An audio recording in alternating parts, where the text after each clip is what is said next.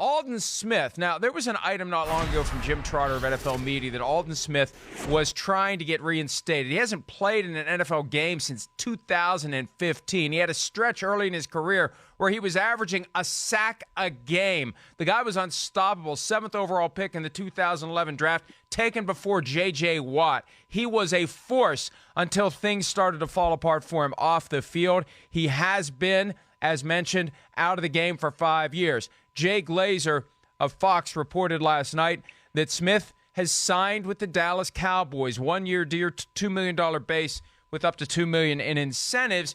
But let's remember this, and this came up not long ago with Josh Gordon, and there are people who believe, rightfully so, that because the NFL has dramatically relaxed the marijuana policy and the substance abuse policy generally, and there will be no further suspensions for positive tests, people think that guys who are out there who were suspended indefinitely under the old rules, they get a pass, like a library dispensation, like you bring your book in, no questions asked, everything's fine, no matter how late it is. That's not how it works. That's what we need to remember. The commissioner still has exclusive discretion to determine who gets reinstated and when, and those rules didn't change. There's no deadline on when the commissioner has to make a decision.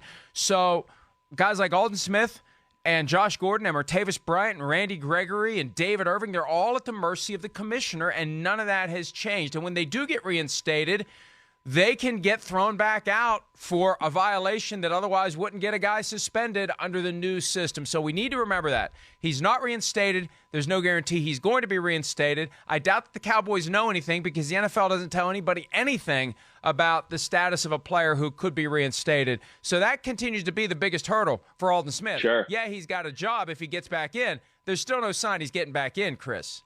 Yeah, you're right. I mean, we don't know. And hopefully we'll find out somewhere here in the next month or two. Okay. But added to that, to what you're saying, too, he's got to make the football team, right? There's just, he's not coming off the streets of 4 years of not playing football, and Dallas is going, here's a roster spot. Yeah, you said the contract details, 1 year, $4 million, no guaranteed money. He's going to have to earn his spot, and Aldon Smith, a guy that was, on a Hall of Fame arc early in his career. He's one of the freakier defensive players in all of football. You said it, drafted ahead of J.J. Watt. I think that says a lot in itself, let alone being a part of some Super Bowl defenses and being a special part that way. But it was one, mess up and issue after another there with Aldon Smith. First thing is, I hope he got his life corrected, which it sounds like he did. And it sounds like he's on the right path. So that's a positive. Now, what he can bring as a football player, Mike, I don't know. What's he been doing the last 4 years? That's going to be the big question. Has he been training? Has he been staying in shape? I can tell you, for one, from a guy from experience, it's hard to sit out of football for a year or two, all right? Because that's what I did with my spleen injury. And then when you get back in, you don't feel comfortable at first because it's just you're not used to that chaos and those big people around you and the speed of the game and all of those things.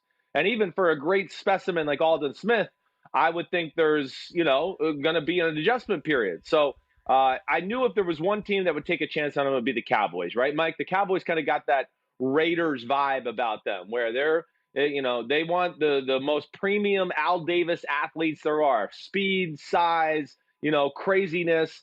And Aldon Smith certainly has the freaky ability and size to be a difference maker if he can get anywhere near where he was, in his prime. And the Raiders were the team that gave Aldon Smith his initial second chance after he was cut by the 49ers. Aldon Smith took to Instagram last night after the news broke, and he said, "Life will always present us with tests. I've learned how to take a different perspective on the adversities of life. Instead of looking at life as a victim, I've embraced the journey as God has planned it, making exponential strides towards becoming a better man." And he had an extended array of off-field issues. And it's not going to be easy for him to get back in. And again, the procedures under the new CBA have not changed. The commissioner still has that exclusive power. Now, the fact that the substance abuse policy has been softened across the board, will that make the commissioner more likely to let guys back in? I had noticed, Chris, and we've discussed this over the past couple of years, that the NFL has been more lenient with quality players, right? I think once the ratings bottomed out in 2017, somebody realized maybe we shouldn't be so quick to shove talented players out of the league who can make the games better, who can make the production on TV more compelling because they do special things. So I sense that they started to be a little bit easier on guys. Maybe that helps Aldon Smith get back in.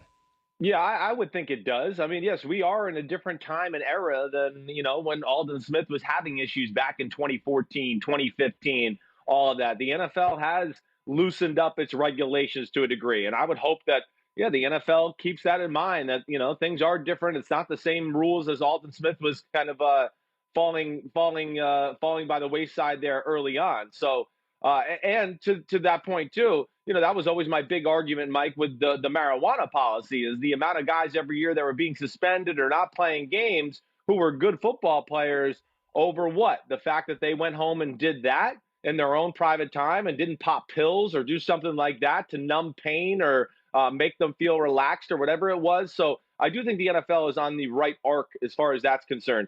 I'm intrigued by the Aldon Smith thing. I mean, the Dallas Cowboys, like we talked about, they're a collector of, freaks of nature athletically.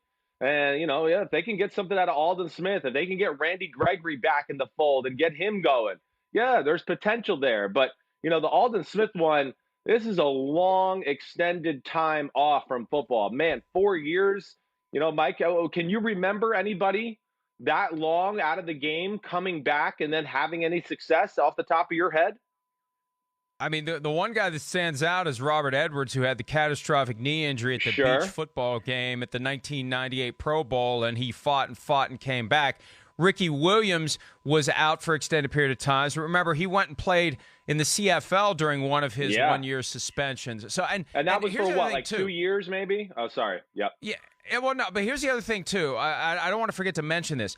It's not just a marijuana thing with Aldon Smith. His latest suspension was the result of a hit-and-run DUI and vandalism incident in 2015. So I think that makes his situation different than a guy who was suspended indefinitely for testing positive or otherwise not complying with all the requirements of his treatment plan. This is a situation where it crossed into alleged or actual violations of the law, so it's going to be even harder for him to get back in. We need to remember that. Yes. And it's a good story, and it's exciting from the standpoint of a guy who was on a Hall of Fame arc, like you said, getting back in. It'll be fun to see what he can do, but let's just not assume that he's going to be back and it's all going to be back to normal and everything's going to be easy. And you're right, Mike. Those mistakes were egregious and they deserve discipline. So I'm not trying to compare that to the marijuana policy. I was just kind of playing off what you said with the suspensions and talented players not being out there. That's all I was trying to make the point about.